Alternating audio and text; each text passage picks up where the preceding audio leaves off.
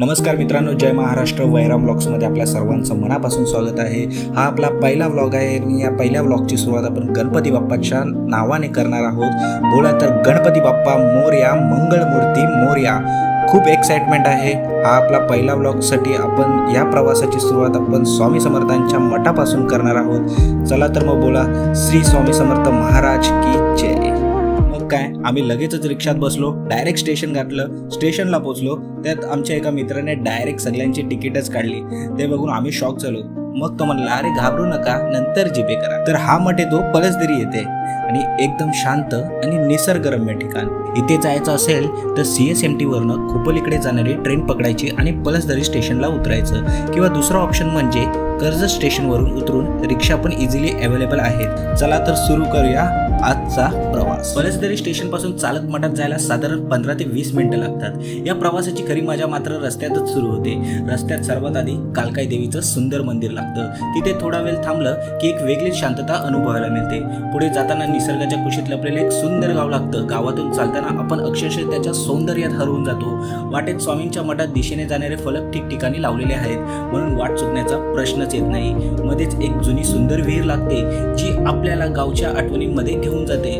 थोडं पुढे गेल्यावर मठाच्या मागची बाजू दिसायला लागते आणि मनात एक वेगळीच उत्सुकता निर्माण होते. आम्ही थोडं पुढे जाऊन चपला ठेवण्यासाठी केलेली उत्तम व्यवस्था पाहिली. मठाद्वारे भाविकांसाठी खूपच छान सोय करण्यात आली होती.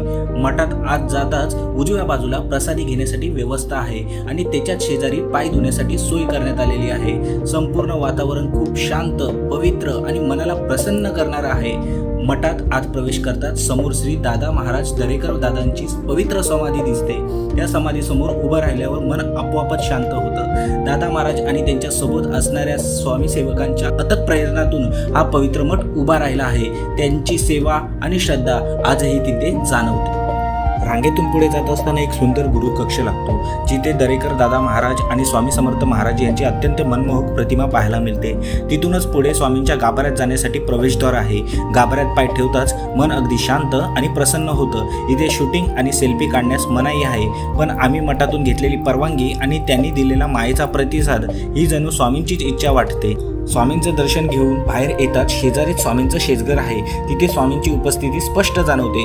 थोडं पुढे गेल्यावर स्वामींची प्रचिती घेण्यासाठी एक ध्यानधारणा केंद्र उभारण्यात आलं आहे. तिथे बसताच मनात एक वेगळीच ऊर्जा आणि शांतता अनुभवायला मिळते. अशीच ध्यानाची व्यवस्था गाभाऱ्याच्या समोरही करण्यात आली आहे.